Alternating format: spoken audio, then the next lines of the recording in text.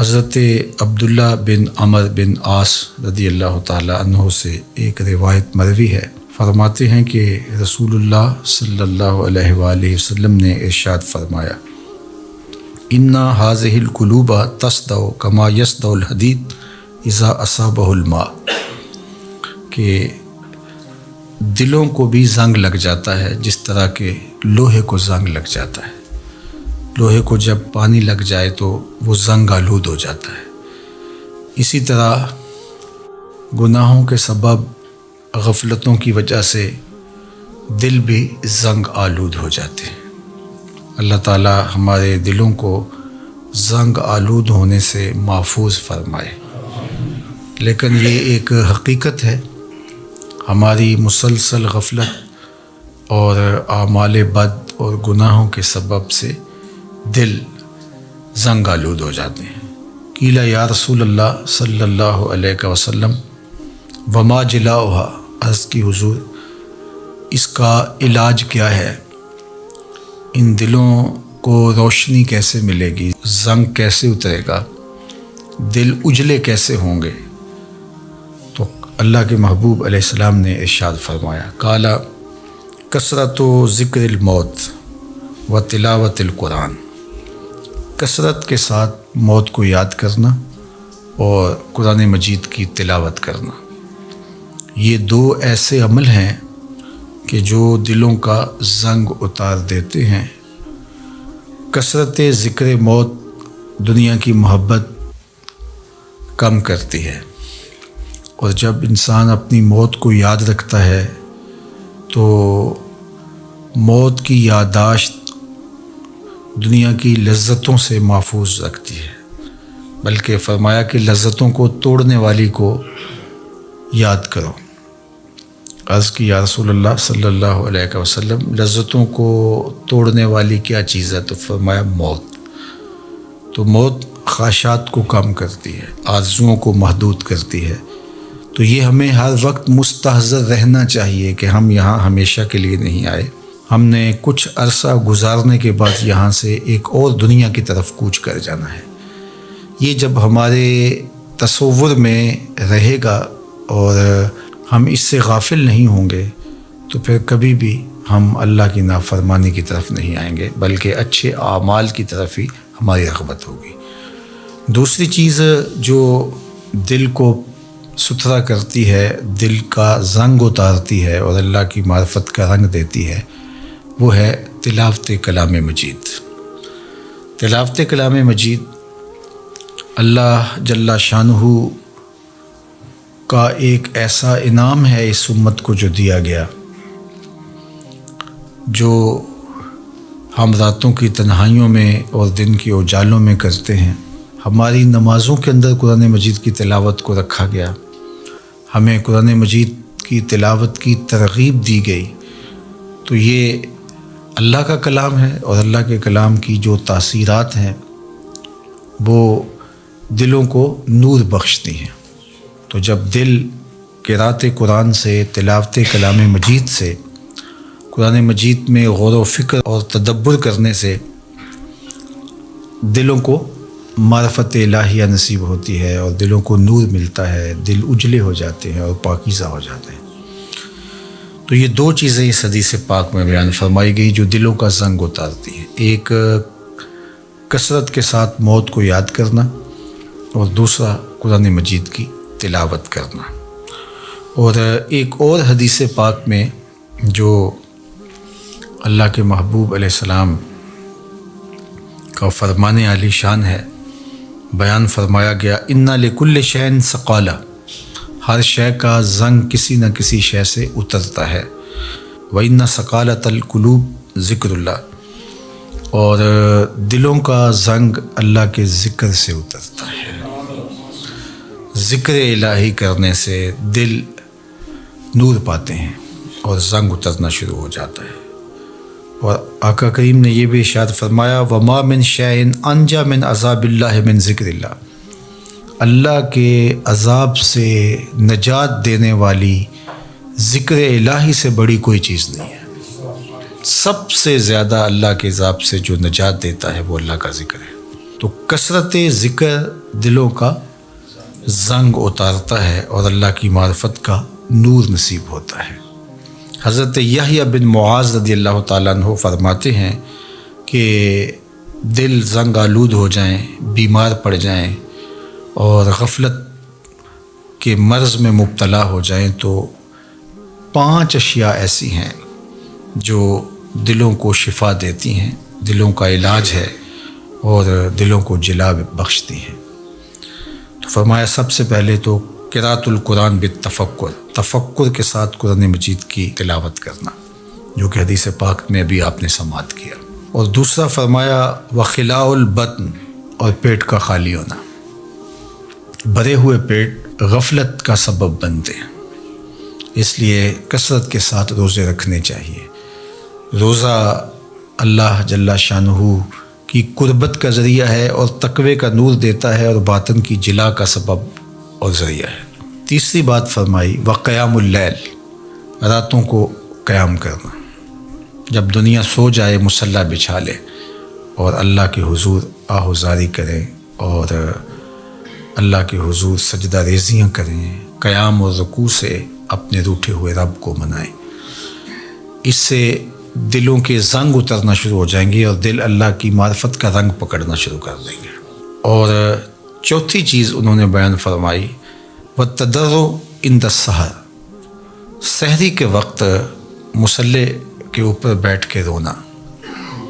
سحری کے وقت مصلی بچھا لیں اور اللہ کے حضور آہوزاری کریں، قیام میں رونا، سجدوں میں رونا، رکوع میں رونا، دعاؤں میں آہوزاری کرنا، مصلی بچھا کے اس پہ بیٹھ کے دعائیں کرنا، اللہ کے حضور تضرع کرنا، اللہ کے حضور زاری کرنا۔ اور یہ اس قدر مفید ہے دلوں کی جلا کے لیے، باطن کی ستھرائی کے لیے، روحوں کی پاکیزگی اور عفت کے لیے اور من کی روشنی کے لیے کہ یہ تجربہ آپ کر کے دیکھیں کہ آپ سحری کے وقت اٹھ جائیں اور اللہ کے حضور سجدہ ریز ہوں، اور وہ وقت ہی ایسا ہوتا ہے کہ جب آپ وضو کر کے مصلی پہ آتے ہیں تو خود بخود آنسو ڈھلنے لگ جاتے ہیں۔ ایک درد اور کیفیت ان لمحوں کے اندر رکھی گئی ہے۔ اور پانچویں چیز جو ارشاد فرمائی گئی ومجالسۃ الصالحین، نیک لوگوں کی صحبت۔ حضرت مجدد الفسانی علیہ رحمہ فرماتے ہیں کہ نیک لوگوں کی صحبت کبریت احمر کا درجہ رکھتی ہے، سرخ گندک کی طرح ہے، اور ان کی صحبت دلوں کو پاک کرتی ہے، صفائی دیتی ہے، ستھرائی دیتی ہے۔ اور آج کی تاریخ میں دنیا اس بات کو تسلیم کرتی ہے کہ جو لوگ موجود ہوتے ہیں ان کے ابدان سے کچھ شعائیں نکلتی ہیں، حتیٰ کہ کافر کے اندر سے بھی کچھ شعائیں نکلتی ہیں جو اپنے پاس بیٹھنے والوں پر اثر انداز ہوتی ہیں۔ تو اسیری لہریں نکلتی ہیں مختلف لوگوں کے وجود سے، تو اگر وہ اچھا ہوگا تو اس کے اثرات لوگوں کے اوپر مرتب ہوں گے، اور اگر وہ برا ہوگا تو اس کے اثرات برے اس کے اوپر مرتب ہوں گے۔ اور یہ ایسا تجربہ ہے کہ جو آپ کر سکتے ہیں۔ اچھے لوگوں کی صحبت میں بیٹھنا اٹھنا شروع کریں، خود بخود آپ محسوس کریں کہ ایک اندر کچھ اتر رہا ہے، نور اتر رہا ہے، روشنی اتر رہی ہے۔ اچھے لوگوں کی صحبت میں بیٹھ کر رغبت دنیا کم ہوتی ہے، رغبت آخرت بڑھ جاتی ہے، انسان اپنا محاسبہ کرنے لگ جاتا ہے، نیکی کی طرف اس کے قدم اٹھنے لگ جاتے ہیں، برائی سے رکنا شروع کر دیتا ہے۔ اور برے لوگوں کی صحبت میں بیٹھنا شروع ہوں گے تو آپ کی نمازیں چھوٹنے لگ جائیں گی، آپ کی نظر میں ناپاکیزگی آنے لگ جائے گی، آپ کی سوچوں میں آوارگی آنے لگ جائے گی، طلب دنیا بڑھنا شروع ہو جائے گی، تکبر، رونت، غرور، یہ سب کچھ اترنا شروع ہو جائے گا برے لوگوں کی صحبت سے۔ اس لیے برے لوگوں کی صحبت سے ایسے بھاگا جائے جیسے کسی موذی جانور سے بھاگا جاتا ہے۔ رومی نے تو کیا خوب کہا کہ تا توانی دور شو از یار بد، یار بد بدتر بود از مار بد۔ کہا جہاں تک ممکن ہو برے یار سے دور رہے، اور پھر فرمایا کہ برا یار برے سانپ سے بھی برا ہے۔ وہ کیوں؟ کہا کہ سانپ لڑتا ہے تو جان لیتا ہے، برا یار لڑتا ہے ایمان لیتا ہے۔ آخرت برباد کر دیتا ہے۔ اس لیے اچھے لوگوں کی صحبت کو تلاش کرنا چاہیے، اور اچھے لوگ مل جائیں تو ان کی صحبت کو غنیمت سمجھنا چاہیے۔ مجھے واصف علی واصف مرحوم کا ایک جملہ یاد آیا۔ انہوں نے کہا تھا، جس شخص کے بارے میں تمہیں شک ہونا کہ اللہ کے قریب ہے، اس کے نیڑے لگ جاؤ۔ تمہیں شک بھی پڑ جائے کہ یہ بندہ اللہ کے قریب ہے تو پھر اس کے نیڑے لگ جاؤ، اس کی غلامی اختیار کر لو، اس کی نوکری اختیار کر لو، اس کی صحبت اختیار کر لو۔ تو یہ 5 چیزیں حضرت یحییٰ بن معاذ فرماتے ہیں کہ اجڑے ہوئے دلوں کو آباد کر دیتی ہیں، بیمار دلوں کے لیے پیام شفا ہے، اور دلوں کے زنگ اتار کے اللہ کی معرفت کا رنگ دیتی ہیں۔ اور ان میں سے قراءۃ القرآن بالتفکر، دوسرا خلاء الباطن، تیسرا قیام اللیل، اور چوتھا التضرع عند السحر، اور 5واں مجالسۃ الصالحین، نیک لوگوں کی مجلس صحبت۔ میاں صاحب نے بھی کہا تھا، صحبت مجلس پیر میرے دی بہتر نفل نمازوں، ہک ہک سخن شریف سونے دا کردہ ماہر مرازوں۔ اللہ اکبر۔ چونکہ ظاہر ہے جو خیر پر مشتمل بندہ ہوگا تو وہ جب بھی بیٹھے گا خیر ہی بانٹے گا۔ الاناؤ یترشع بما فیہ، برتن سے وہی ٹپکتا ہے جو برتن کے اندر ہو۔ تو کسی اچھے آدمی کی صحبت میں آپ بیٹھیں گے تو وہ خیر ہی دے گا، وہ آپ کے لیے رحمت کا سبب ذریعہ بنے گا۔ اور برا آدمی چونکہ اس کے اندر ہی شر ہے، اس کے اندر ہی برائی ہے، تو وہ خیر دے ہی نہیں سکتا چونکہ اس کے اندر ہے ہی نہیں، تو اس کے اثرات ضرور مرتب ہوں گے۔ اور اللہ کے محبوب علیہ السلام نے اچھے جلیس اور برے جلیس کی مثال دی کہ جو اچھا جلیس ہے، فرمایا اس کی مثال عطر بیچنے والے کی ہے۔ یا تو وہ آپ کو تحفہ دے دے گا، جس طرح کہ عطر بیچنے والوں کی عادت ہوتی ہے کہ وہ تحفہ دیتے ہیں، یا پھر اس سے آپ خرید لیں گے، آپ کو عطر اچھا لگے گا، انسانی طبع کو خوشگوار لگتا ہے تو آپ کہیں گے کہ یہ مجھے دے دیجئے۔ اور تیسری بات فرمائی کہ اگر نہ وہ تمہیں ہدیہ کرے اور نہ تم خرید سکو تو جب تک اس کے پاس بیٹھے رہو گے خوشبو آتی رہے گی۔ اور برے جلیس کی مثال فرمائی کہ وہ بھٹی دھونکنے والے کی ہے، یا تو کوئی چنگاری اڑے گی اور تمہارے کپڑوں پہ پڑے گی اور ان کو جلا کے خاکستر کر دے گی، اور اگر ایسا نہیں ہے تو جب تک بیٹھے رہو گے تمہیں اس کی بدبو سے اور تعفن سے تکلیف پہنچتی رہے گی، اور اس کے دھوئیں سے تمہیں اذیت پہنچتی رہے گی۔ اب تمہارا انتخاب ہے کہ تم اچھے لوگوں کی صحبت میں بیٹھتے ہو یا برے لوگوں کی صحبت میں بیٹھتے ہو۔ تو دلوں کا علاج پھر اللہ کے ذکر سے ہے۔ دلوں کا زنگ قرآن مجید کی تلاوت سے اترتا ہے، دلوں کا زنگ قرآن مجید میں غور و فکر کرنے سے اترتا ہے، دلوں کا زنگ اللہ کے ذکر سے اترتا ہے، دلوں کا زنگ کثرت کے ساتھ موت کو یاد کرنے سے اترتا ہے، دلوں کا زنگ سحری کے وقت اٹھ کے اللہ کی حضور آہوزاری کرنے سے اترتا ہے، دلوں کا زنگ صالحین نیک خصلت لوگوں کی صحبت میں وقت گزارنے سے اترتا ہے۔ اللہ ہمارے دلوں کو مصفہ اور مزکہ فرمائے، اور ہمارے باطن کو ستھرائیاں، پاکیزگیاں اور نور و نکہت عطا فرمائے۔ جب ہمارے دل صاف ہوں گے بغض سے، حسد سے، کینے سے، نفرتوں سے، تو اس دل میں جمال یار نظر آئے گا۔ لیکن ہم نے دل کے آئینے کو خود ہی گدلا کیا ہوا ہے اور خود ہی میلا کیا ہے۔ سویر سے لے کر شام تک ہم دیکھیں کیا کیا حسد پالتے ہیں۔ شریکہ برادریاں ہماری الگ ہیں، باہمی رقابتیں الگ ہیں، لوگوں سے دشمنیوں کے بت الگ پال رکھے ہیں، نفرتوں کے شیشناک بھنگار رہے ہیں، اور عجیب ہماری تلخ زندگی ہے، اور اس کی تلخیاں خود ہماری زندگی کے سکون کو لوٹ چکی ہیں۔ اگر ہم چاہتے ہیں کہ ہماری زندگی خوشگوار گزرے، ہماری زندگی کے اندر ٹینشن نہ ہو، ہماری زندگی طمانینت کا مرقع بن جائے، تو سب سے پہلے اپنے دل کو کدورت سے صاف کرنا ہوگا، دل کے آئینے کو مصفہ کرنا ہوگا، اندر کی دنیا کو مزکہ کرنا ہوگا۔ کوئی جھاڑو لے کے دل نگر میں بھی آؤ، گھر تو سوار کے رکھتے ہو، لیکن ذرا دل کی گلیوں میں بھی کوئی جھاڑو لگاؤ۔ گھروں میں تو چراغاں کرتے ہو، کوئی پیار کا دیا یہاں بھی روشن کرو۔ नफ़रतों के बुत तोड़ो, एक दूसरे के करीब हो जाओ, और जब मोमिन के लिए, अहले ईमान के लिए तुम्हारे दिल नरम हो जाएंगे तो देखना कि तुम्हारा रब तुम पर कितनी रहमतें नाज़िल फरमाता है।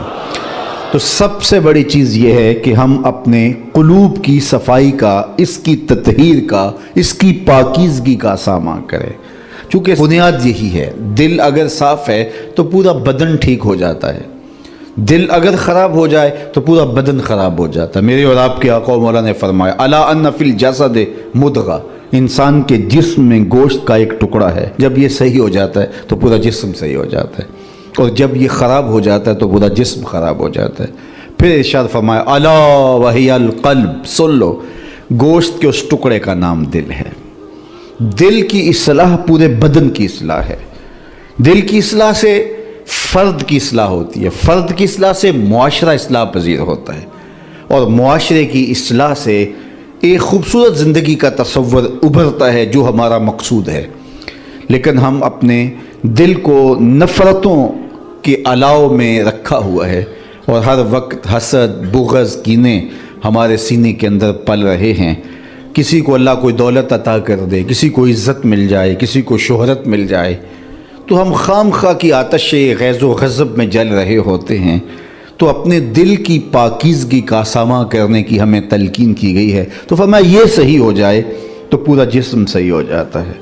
बल्कि हज़रत रूमी अलैहिर्रहमा ने तो कलम तोड़ दिया, दिल बदस्तावर के हज्जे अकबरस्त, अज हज़ारा काबा यक दिल बेहतरस्त, काबा बुन गाहे खलील अतहरस्त, दिल गुज़र गाहे जलील अकबरस्त। कहा दिल को काबू में ले आ, यही हज्जे अकबर है, हज़ार काबे से एक दिल बेहतर है। कहा इसलिए कि काबा हज़रत इब्राहीम खलील की गुज़रगाह है, दिल रब्बे जलील की गुज़रगाह है। और अगर काबे भी चले गए, दिल ही साफ़ ना हुआ तो वो क्या, किसी ने कहा था ना, काबे गया गल नहीं मुक दीजिए, दिलो ना मकाइए। तो इसका सही होना पहली शर्त है। दिल की इस्लाह पूरे बदन की इस्लाह है, इसकी सुथराई पूरे बदन की सुथराई है।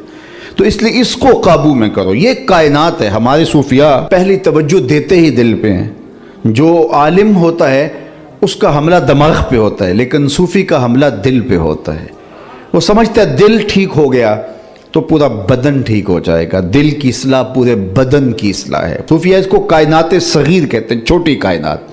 पूरी कायनात को अगर उसका खुलासा बनाएं तो दिल बनता है, दिल को फैलाएं तो कायनात बनती है। विच्चे ही बेड़े, विच्चे ही छेड़े, विच्चे ही वंज महाने हो, 14 तबक दिले दे अंदर तंबू वांगू ताने हो। तो कामयाब हुआ ही वही, हकीकी कामयाबी उसे मिली कि जिसने अपने दिल को ठीक किया, जिसने अपने अंदर झाड़ू दिया, जिसने अपने बातन की सफाई सुथराई के सामान किए, जिसने अंदर के मैल उतारे। अल्लाह अकबर। जिसने अपने अंदर की गलास्तें दूर की, अंदर जब साफ हो गया तो फिर समझ लो कि कायनात संवर गई।